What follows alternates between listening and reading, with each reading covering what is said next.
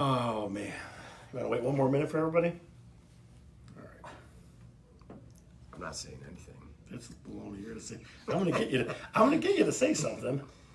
How's everyone doing? Yeah, see? Here we go. It wouldn't be talking real estate without technical difficulties. So we're trying to play through some technical difficulties, folks. Hi, Nina. What technical difficulties we have? Well, I can't get this iPad. Oh, what it's supposed to do. Forget that iPad. Forget that iPad. All right. We got 7 o'clock. Where's the timekeeper at? We got 7 o'clock? 6:59. 6:59. We got one more minute to BS. All right. So for those of you that are on right now, you can see that the screen behind us is 7 o'clock. correct. All right, you ready? Right, get ready.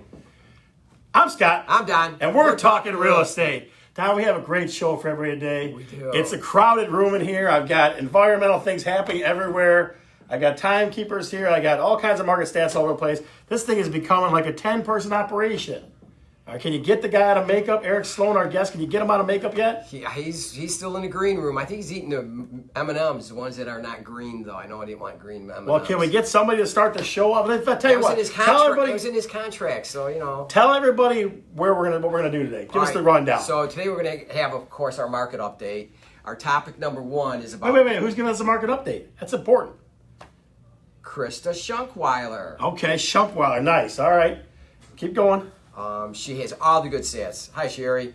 So then we're going to go to the topic number one, which is about occupancies for sellers. Yep. Then we have our city spotlight, which is Rosedale Park in Detroit. We're going to talk about Detroit. There's something interesting. Did you go down there today? I didn't drive by there today. I didn't have the time. Okay. So, but I would have liked. But I've been there before, so Okay, I pretty very much cool. know it. So, and then we have an interview with a friend who happens to be a guy that I've gotten to know over the last couple of years, Eric Sloan from Sloan Environmental Services, and he's well worth the time to wait for to see. Is he coming in a hazmat suit? That's what I want to know. I don't know. He's still in makeup though. So, and then we have topic number two, which is the seller's journey, part of the seller's journey, and then we have, of course, stories from the road. And maybe Krista, maybe Eric, maybe me, maybe you might have a story from the road. Okay, there's plenty of stories from the road. Okay. So where are you dialing in from?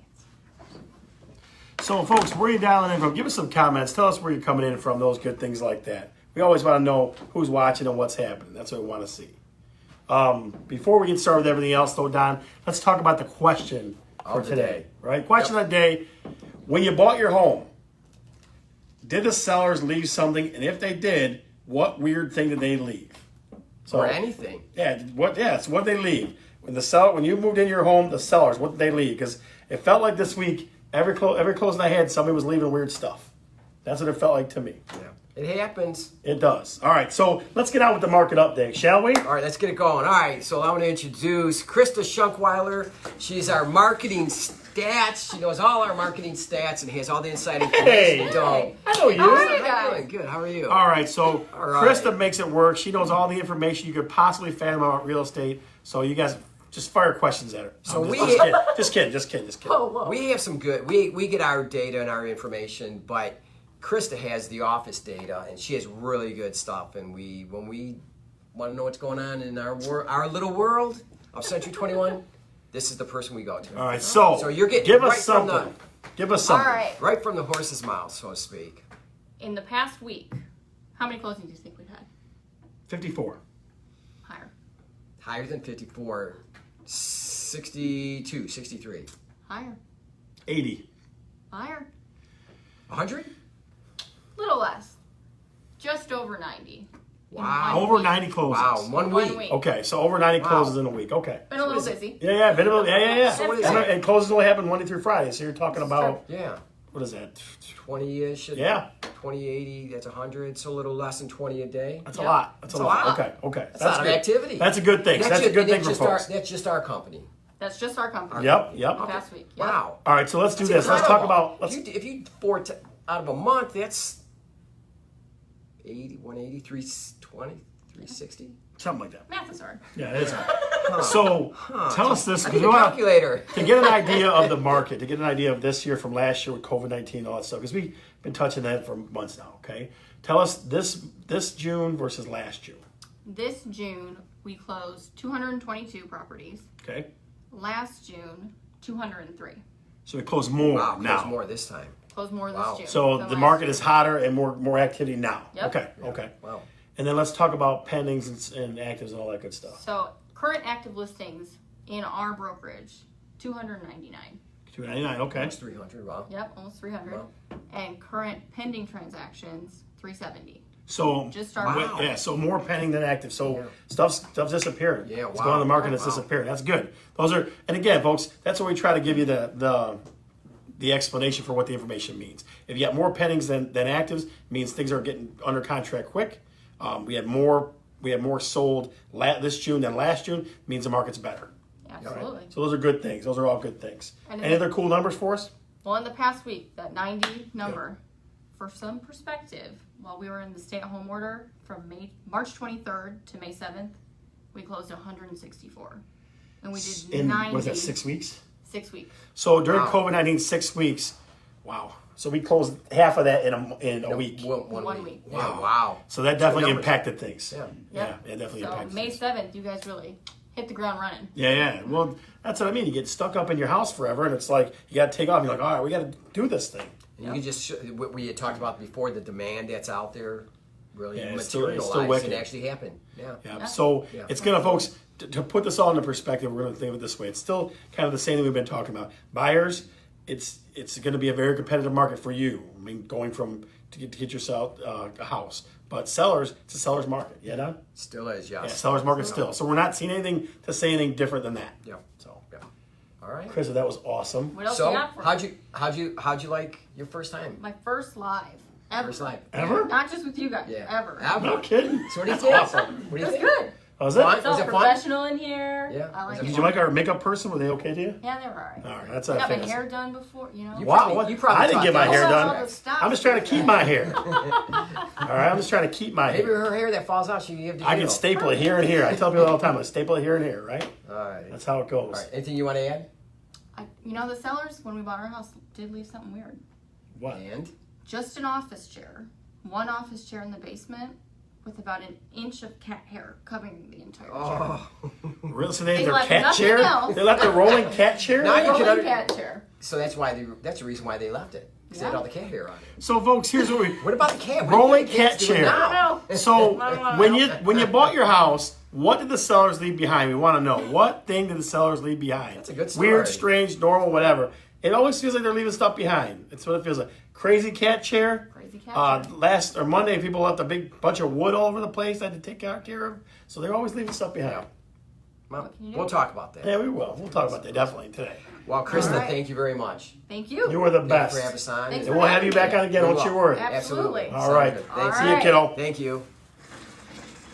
All right, what are some good Yeah, it was some numbers good there? stuff. So Yeah, it's always good to see Krista. She's always got a smiling face, and she always knows what she's talking about. She does. There's a lot of people in real estate that don't know what they're talking about. Krista is not one of those people. That's right. Right. So, all right, Dad. So we got the market update. You want to talk occupancy?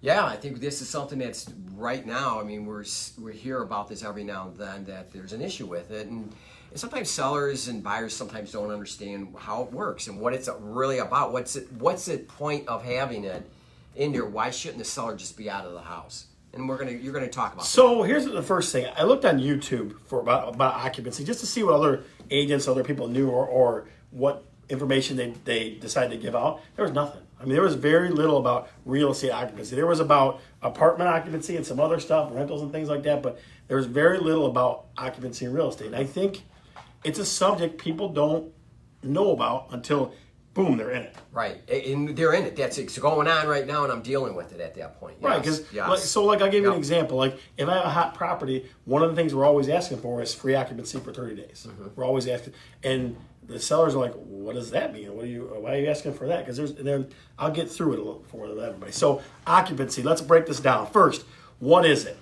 Occupancy is when a seller gets to stay in a home after it's closed.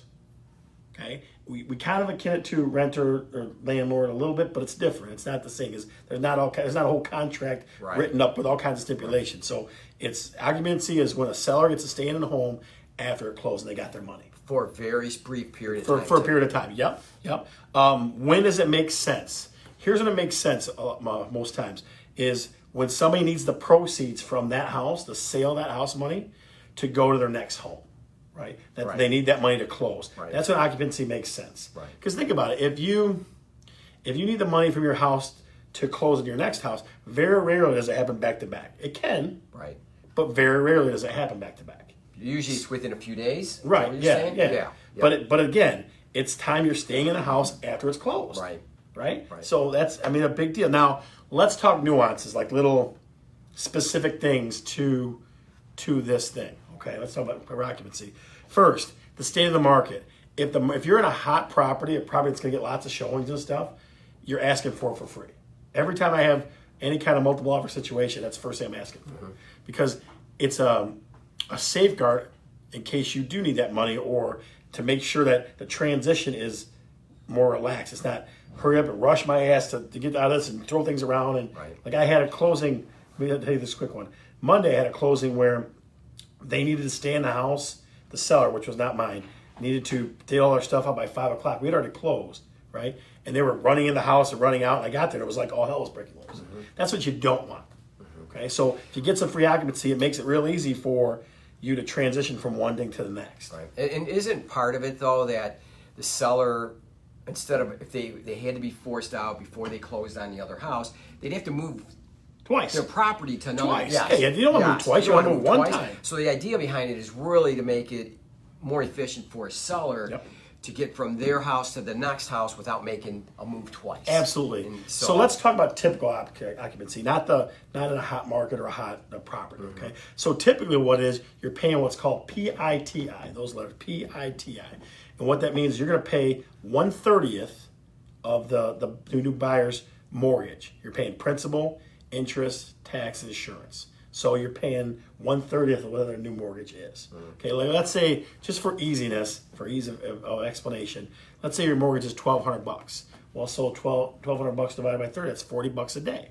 So that's what you're paying. That's typically what happens. So do you pay the $1,200 and that's it, and you have to be out in 30 days, or what if you move out? So what if you're done in 10 days? Well, so here's what you do. You typically, that's the next thing I was going to get to. Okay. The title company usually is going to hold what's called an occupancy escrow. Okay, so they're going to say, we're giving you 45 days, we're going to hold 60 days, just in case you go past that 45, right? And then that gives you your time frame, all right? And there's a couple other things that you got to figure out. So the checks are cut when a key exchange form is something that's signed. Like you're the seller, you've lived in that house, I own it now, but you've lived in it for 25 days, okay? So after 25 days, you say, okay, I'm ready, my next house is ready, I'm moving. So you meet with your agent meets with, and I come with my agent, we say, okay, you turn the keys over today. So you sign a form that says, on July 1st, I turn the keys over. And I sign a form, July 1st, I turn the keys over. So that form goes to the title company, and the title company says, okay, he used 25 of the 40 days he had. Okay. So you pay whatever the money is. If it's $40 to 25, right? Right. That goes to the new owner, and then if there's any remainder money, that goes back to you. Okay. That's how that works. Title company usually holds it. That's usually what happens. Okay. A couple other little nuances you got to think about. Utilities. Okay. Utilities, electric, gas. You're paying those right up until that last day, whatever it is, and then the new buyer turns it on in their own name. Right. Right. Turns it on in their own name. The only one that's a little different, you got to have some pre-planning for, is water. Because a lot of cities, you call them and go, hey, I need a final water bill. And they'll go, well, we can get it there in 2 weeks. Right. So you got to kind of play that one. There's escrow money on the side that's sitting there in case you damage the house. I don't see that much. Right. Which is kind of funny because you would think you'd want some security. Yeah. But I think that when you have a seller that's been in there all those years, they have a lot of pride with what they're doing, and they're selling this house to somebody that wants to buy that house, and I think most people want to have it in the best light possible. But sometimes things happen, but it's rare. Yeah, so I'm not going to agree with you that. I'm going to say there's different levels of people. Like there's some people that clean it up. Like I had one lady, she was mopping floors even like before people got there. Okay, and this house on Monday, it looked like hell. Yeah, but I think that there's a difference between damage and leaving stuff dirty or maybe not as tidy as they should. But the damage is for damage, though. Right. Yeah, it's got to be damaged up. But here's the funny thing. Again, here's how the landlord, tenant, and occupancy are different. it's not all drawn out. Like if you mess this up, this costs you $200. If you do that, that doesn't all right out. Right. So it's really gray. Subjective. It's really very gray. subjective. Yeah. And it happens. Occupancy happens a lot. I bet you 3/4 of the ones we do, occupancy is involved somewhere. Yeah. You know, because people need the money to move their next house. Yep. So, folks, the question again to you, and we love your comments. When you bought your home, what did the seller leave behind? We'd love to hear what the seller left behind. So, throw in the comments what the seller left behind. All right. Up next is the city spotlight. And Where is it again? Rosedale Park and North Rosedale Park. There's 2 areas there. It's bisected by Grand River Avenue. It's in Detroit, in the city, and it's west of Southfield, and North Rosedale Park is north of Grand River, and Rosedale Park Historic District is south of Grand River. So, that's interesting to me like this. And you're doing the non-historic part? I'm doing both of them. But I mean, today you're But doing I'm going to that. separate. No, I'm going to separate them out and Okay. explain a little bit about both of them. Okay. Okay, so let's talk about North Rosedale Park. They do have their own community association, and they have it's been around for 100 years. No kidding. This year is 100 Oh, so this year. anniversary. This That's year is cool. yes. Is that pretty interesting? Yeah. 1920 to 20, really 1919, I think, to 19 or 2020. Somehow, I think they're just a little off there. So, but yeah, 100 years. Isn't it something? That's pretty cool. So, and it was considered a garden suburb at that time. So think about that, 100 years ago, there wasn't a lot out there. Detroit was way downtown, down Grand River, and that's why it became a very popular spot, is because Grand River Avenue shoots right downtown, and people that work downtown in the city, they could just get on Grand River, and A lot of big houses. some big houses, some Yeah. good-sized houses, Yeah. not like maybe the University District or Sherwood Forest or something like that, but there's some good ones. Good Well, stuff so you here. know what my favorite So- one, my favorite part of Detroit is what? I know you told me that before. You never can remember. I tell you this all the time. I know you do, but I must have said this like 64 times now.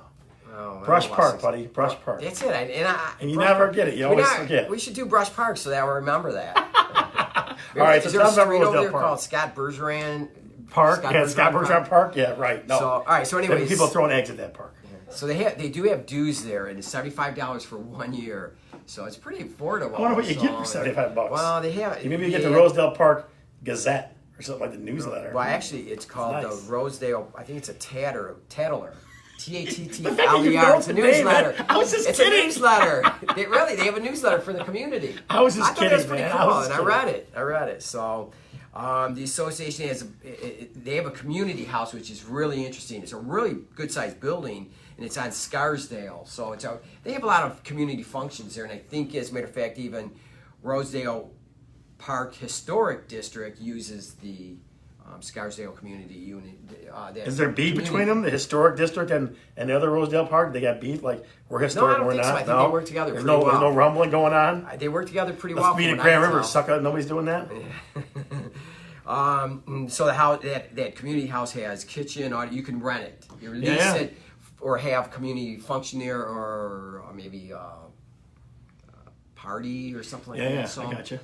It has Wi-Fi there too. I thought that was That's pretty, nice. that was pretty interesting. So, and they have a farmers market in the community right now. Oh, so darn. so it's pretty kind of cool. Okay, so They that's should crash a Rosedale Park party. that's North Rosedale Park. Okay, that's on the north side of Yeah.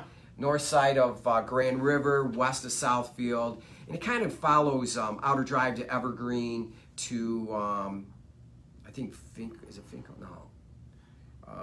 5 Mile. Big Nickel. Anyway, move on. Yeah, something like that. Move on, buddy.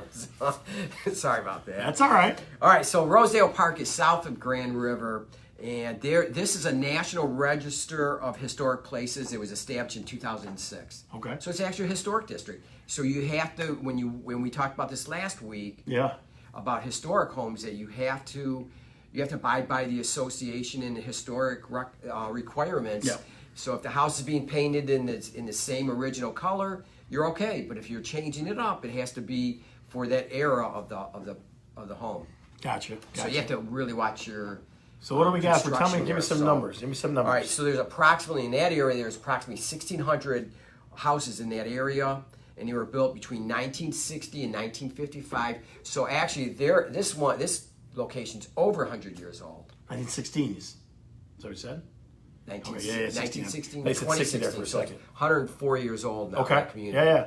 So, and they have a lot of older style homes like English Tudor, arts and crafts, bungalow, colonial revival, all these different styles of homes. And if you drive through there, you'll see a lot of homes with a lot of character. Yeah, I bet. So, pretty cool. And that's about it for the what it's made up of. So Okay. let's get to the market's actual stats. Yeah, on it. yeah. So active in North Rosedale Park, only 8 homes are active currently on the market. 1,600? No, that's down. That's a Rosedale. Okay. Pending, 17 pending, meaning the sellers accepted contracts. So again, the market's moving there again because pendings are twice as high as the actives. Absolutely. Yep. Okay. And interesting, only 1 home closed in the last 30 days. Really? Yep. And the price was $180,000, and it was approximately 1,700 square feet. So it's a good over size, 100 pretty bucks decent square. size Yep. home. And Rosedale Park Historic District, which is south of Grand River, there were 12 active, 14 pending, Still not a lot. and 4 sold in the last 30 days. Wow. And That's not interesting, a lot at all. So that's a pretty. You'd say that's a pretty sturdy, like a very consistent area. Yeah. sure seems There's like nothing going on, too much there's going on. demand. There's definitely demand there. Yeah. The average sale price in that community out of the 4 homes was $173, and the average square footage is a little over 1,900. So you get more at a historic district home than you could in the other one. A little bit, but you don't have a lot of. You're not really comparing the Well, it's not a same big number. number. Yeah. Yeah, I mean, No, so I got it's you, really I got just you, I one got you. house versus 4. So, Yeah. but I think the north side, I've shown houses in that area, and there's some good sized homes there too. So Rosedale can't Park pop- and I can't North pop Rosedale out. Park.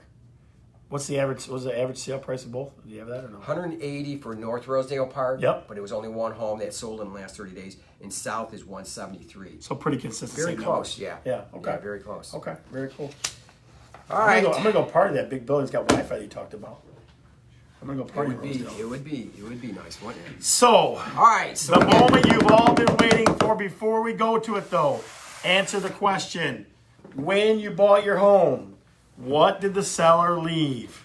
What did the seller leave, if anything? So give us your answer. What did the seller leave? We'd love to see those comments popping up. All right, so next up is our guest, Eric Sloan of Sloan Environmental Services, and he's going to talk to us about hazardous things in homes, and he's going to talk about some historic things he's done down in the city of Detroit. And I'd like to let's welcome Eric Sloan. Eric Sloan's in the house. Here it comes, ladies and gentlemen, rolling in. How do I look? Look Look good. great, Nice. man. Nice. Makeup guy is great. I'm telling you, see? He put a beard on you. You didn't have a beard when you came in. How'd that work? It's great, eh? Listen, that's a filter, ladies and gentlemen. That's how filtering works here. That's a filter. He didn't have any hair on his face. Now he does. All right, so Eric, I'm going to start off with it. I'm going to ask you the easiest question, Yeah. I guess, because it's a historic one. How did you start off in your business? I didn't like school. Okay. Well, no, that's, No. I mean, that's an honest answer. No, I've been doing it for 20 years. My old employer went out of business. Run into him. I was going out of business.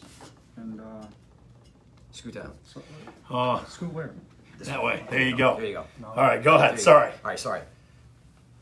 So you're in school. No, I wasn't in school. I hate school. Yeah. And you've been in the business 20 years. No, I've been in the business. My old boss was going under, and I met a buddy downtown, a demo guy. Kind of talked me in, said, go on your own. I'll give you some work. He didn't give me no money. So it took me about 2 Which years. would've helped. Yeah. Yeah, So it yeah, took it me would've about helped a 2 ton. years after I met him to finally say, okay, get going. let's refinance the house. You know, me and my wife said, So, what? But in the interim, that 2 years, what were you doing to get by? I was still in the business working for somebody else. Oh, so it was like almost like a side gig for you at that time. I guess. Well, it was a full-time job, but I was, Yeah. you know, and I was just like, Working I was that calling and my, the other I was one calling my at the same buddy every week, like, hey, you still gonna give me work? You time. know, Yeah. I got you. I You know, got 2 you. months later, hey, you still. Yeah, you still gonna give me you know. work. Yeah. So after that, you took that risk, Yeah, and has it paid off for you? yeah. It has its days. I mean, business is great. It's stressful in Yep. business, you know, but no, it's definitely worked out Yeah. for Okay. the best. Take care of the family, I'm sure, Yeah, right? Takes care of the family, Yeah. food on the table. Yeah. Good. Good. So now we're good. Good. So it all worked out. Yeah, So, it's working out. all right. So let me ask you this question then: what kind of things do you run into when you get? We're talking about residential mostly, but what kind of things do you run into as far as environmental issues and challenges? like residential. Yeah, yeah. You know, a lot of residential I do is for like Belfour and Signal restoration guys. Yep. So the house, you know, Okay, either it was a okay. fire, flood, so the people are out of the house, which makes our job a lot easier. Very rarely, if it's somebody I really know, I'll actually do the residential job. Okay, You know, that they're okay. occupied. But the biggest thing, I mean, you know, hiring the wrong guy. Everybody wants to hire the cheap guy. You know, there are many jobs I've come in after the cheap guy Screwed it up. screwed it up, and now Yeah. now they're paying 3 times as much. So be careful who you hire. Do your, you know, look into it. You know, make sure they have a license. Make sure they're insured. You know, I mean, Facebook. I mean, you got all those. You know, Google. You can Google my Yeah. name, and you're gonna see what comes Right. up. Yep. You know, so do your, you know, check into it before you just hire anybody. Yeah, You know, absolutely. cheaper is not always better. So, Right. so what happens with these companies that they have to end up calling you out? What happens that what don't the other companies not do that they have to call you for? So I'll say like a vermiculite insulation in the attic. It needs to all be gone, 100%. You know, when we do a abatement job, you can't leave any behind. Right. Yes, So we'll completely. find, we'll come, you know, they'll go up and say, oh, stuff everywhere still. Right. Yeah. So they didn't do the complete job 100%. Yeah. Or they hire a guy that contaminates their whole house. Okay. Does a removal in the basement, doesn't And do, this goes everywhere. doesn't do a proper containment, now the whole house is contaminated. Wow. I've done houses on That Grove's scares me a View little where I bit. got to go in and throw all their stuff away. Really? They're bagging up all their stuff. Once it's contaminated, I mean, like fridge. So you have to stoves. block. How do you block it off? Like, how to explain that to me? How do you contain? So I mean, if we're in the living room, we're gonna put up basic plastic all the walls off. You know, the doors coming in are gonna be zipper flat. We'll Okay. have negative air machines. Really? You know, if it's friable material, we'll have a shower decon system hooked up to the door. So you'll walk into a dirty room, then you go into a shower, then you got to, you know, like Oh, a wow. three chamber. Yeah, yeah, yeah. So it's completely So we're cleaned out. completely Yeah. separated. You guys have to shower out when they're done. Wow. So it's, That's it's a serious. It's a That's Yeah, it's way process. serious It's a stuff. process. Wow. Yeah. Wow. So that's the primary the type of jobs you do. For residential, it's mostly like I said with the restoration guys. Okay. Okay. You know, okay. I do some. You know, some people do call me.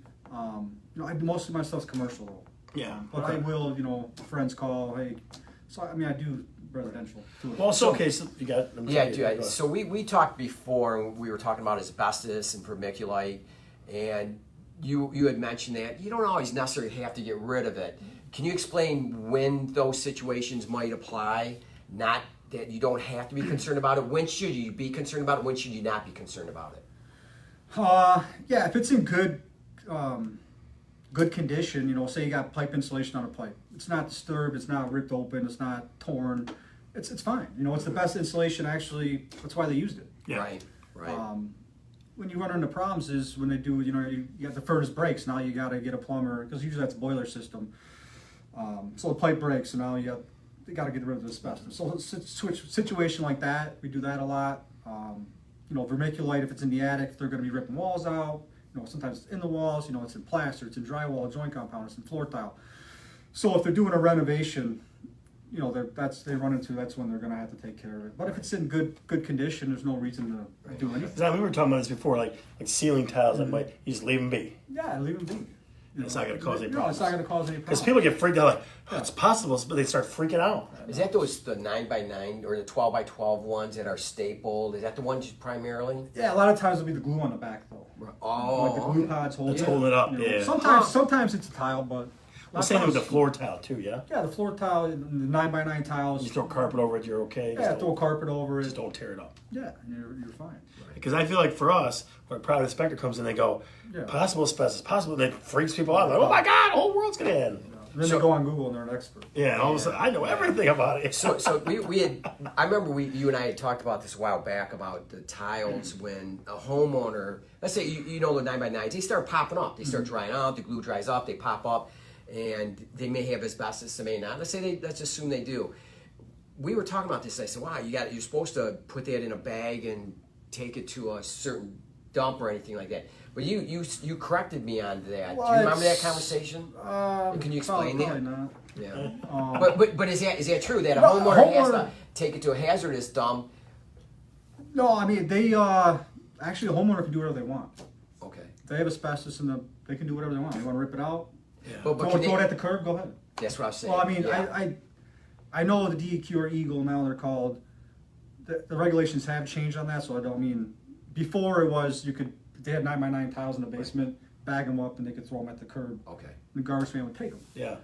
You know, I know they made some changes to that, so it could be a little, So it might could be a little change. different Okay, now. Okay. Yeah. But that was the case in the past, and people would ask me, well, why do you got to do all this? You know, we got to double bag it, put water, you know, special dumpsters, goes to a special landfill. So it was kind of crazy that they could just throw it away at the curb, and you know. All of a sudden, you're the professional, you got to do more. Right? Yeah. Yeah. Well, maybe the homeowner. How many homeowners are going to do that? No, not a You lot. know, I mean, so, it's Yeah. floor tile, not so much. When you get into pipe insulation, boiler insulation, vermiculite see, insulation, well, that's the yeah. stuff you got to really worry about. You Yeah. know? I mean, you got to worry about it all, but that's the bad stuff. But it's not, as long as you don't disturb that stuff, it's okay. Correct. Okay. Because like I said, people freak out. They're like, oh my God. Well, you got these homes where these, you know, 1960s, 50s, 40s, these families lived in there, you know. Yep. You know, they're 70, 80 now, and they're perfectly fine. Yeah. That's I know private inspectors love to point that stuff out all the time. Oh, And again, they have to. I get it. But like, it shouldn't be like your breath just leaves your lungs. You know what I No, mean? it's definitely not. All right. So let's talk about something else a little more fun. You've done work downtown. Yep. You've done work in historical buildings. Give us some of the ones you're either worked on or you've been or you're working on, going to be working on in the future. So, I mean, I've been in so many, a few highlight ones, you know, Shinola Hotel project, we did all that. The old Saunders building, it's 1515 Woodward, which is H&M now, LinkedIn is in that building. So I did that whole building with my buddy, we did that together. The David Staub building. Wow, that's one of my favorites. You know which one that is? The big red one? Yeah. On Guardian, the other one, the big red one. That was a cool one. Yeah. The old State Savings Bank on Ford Street. The Tully's building, which is Lululemon. Okay. Corner. We're at the book tower now. I've been there for 3 years. That's going to be a cool one to see when it's done. No kidding. I think there's 2022 is when it's going to be finished. So that'd be one to go. Are they turning into like the condos and stuff, or? It's going to be mixed use. I think retail. I heard all kinds. That's a cool building. You know, It's a very cool building. So you seen the one with the green, like the greenish awning in that? Yeah, That's a cool place. The pink buck hoist on the That's outside. right. That's right by the Book Cadillac Hotel. It's not far from there. It's a pretty cool That's place. a cool one. Yeah, that's cool stuff. So before we went on, you were talking about the train depot. You did some work down there Yeah, my old company. I was in Yeah. my old company. Oh, We okay. did a couple years there. before. Yeah, it was before Ford.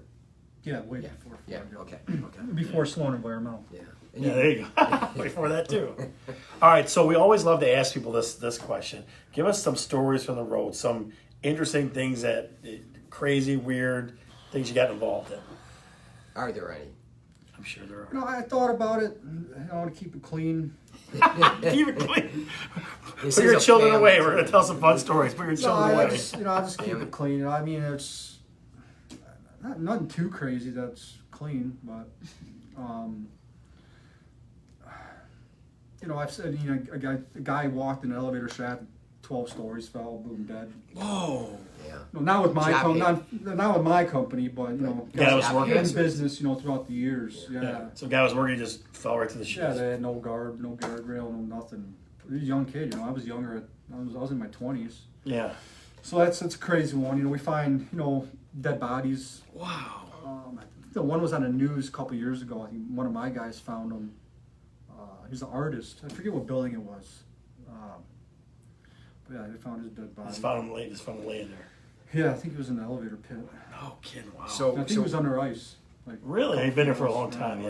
Okay. So we were talking this weekend about you're doing that one job in the shaft, the elevator shaft, Oh, and so that guy falling, is that the reason why you're so nervous yeah, about that job there? that's- Okay, yeah, yeah, it's- you said it's stressful. Oh, safety's key, you know. Safety. Yeah, you don't want anybody to get hurt. Yeah. Well, you're talking multi-level buildings and stuff. You're not talking about some 2-floor house. You're talking about 20, 30, 40 floors or Yeah. something. That's a whole different game. Well, yeah, but that one that you're doing right now. Yeah, the right shaft. now I'm doing it's Oh, like nice. 13. The building part of the book tower is 13 stories. Okay. So yeah, we're removing the plaster and the shaft. Yeah.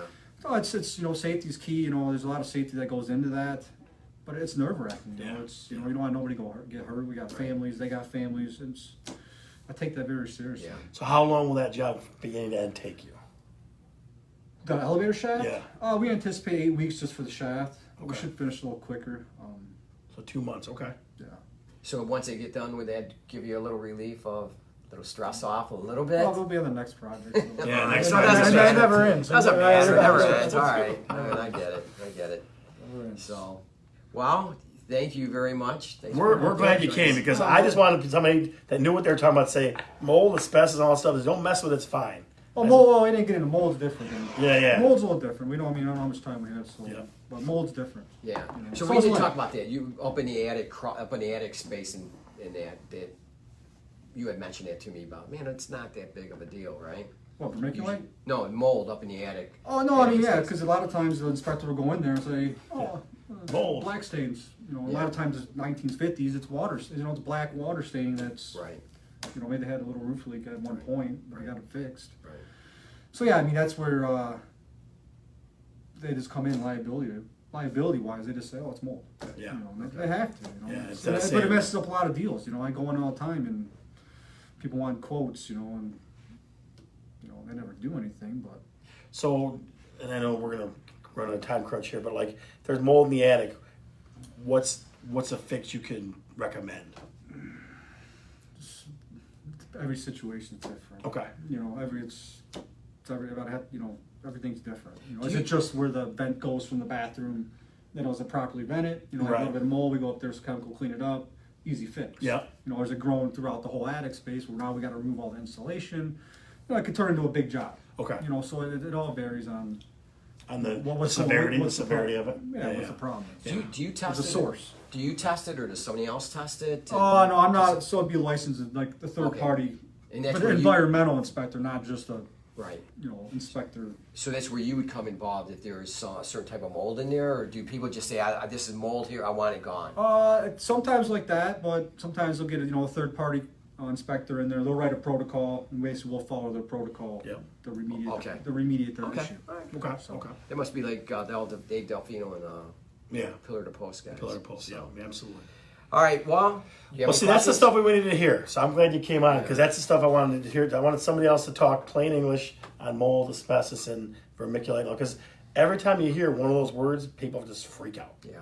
So if one of our watchers needed something looked at, they have mold or asbestos or something, is that something you can help them with if they reach out to us or reach out to you? Yeah, for sure. You know, Why don't I you gotta give a come out- plug? You had a business number? Yeah, I mean 313-686-0004. My email is sloanenvironmental@yahoo.com. I'll come out for free, take a look. I'll give you my advice. Help you out. And that's what people. I mean, that's somebody that knows what they're looking at. Right. Somebody that's honest that knows what they're looking at. Yeah, better than We were better than Don talking, and I. and that's another thing we were talking about. So we work out together, and we've talked a lot. We have little these moments, and to get to know each other, and me get to know you. And you were talking about how when you started, I was asking you this, and I remember you saying the guy that wanted you to go work for him, your integrity mattered to them. That and to Gilbert, that to Rock, that you're going to do what you say you're going to do, and you're not going to. Just be bunch of honest, stuff. fair. Yeah. Honest, Yeah, fair. and I just keep you working. Yeah, Yeah, and absolutely. I can vouch for you. And that's what I what you know, hope so, for. yeah. That's the right way Yeah, to do things. yes, Yeah, right. yeah. Absolutely. So, anything you want to add? No, I appreciate you. You want to say hi to guys- your wife? She probably didn't want. She's got the kids. She's probably laughing. She's at watching me. the kids. She's like yeah. throwing darts to the screen. Boom, She's boom. watching the I'm gonna kids. get made fun of when I go home. Yeah. Well, you did great. Thanks. All Yeah, so absolutely. I appreciate it. Stacy did a great job. So, all right. So we're running out of time. So, how about if we do topic number 2 next week? Yeah. And so I got a story from the road. You have. Should I you wanna slide say- out? No, You can stay with us. You can stay with You got to us. finish up with us. So, Okay. so I do have a story from the road. I don't ever think of these things when I'm there, but this one came to mind this week. So So wait. Ladies and gentlemen, sit down. Don Lawrence has a story from the road. Are you ready? You've now entered the Don Lawrence story. you don't be. It's not all that exciting or anything. But anyways, so I sold this property, a commercial property on Van Dyke in the city.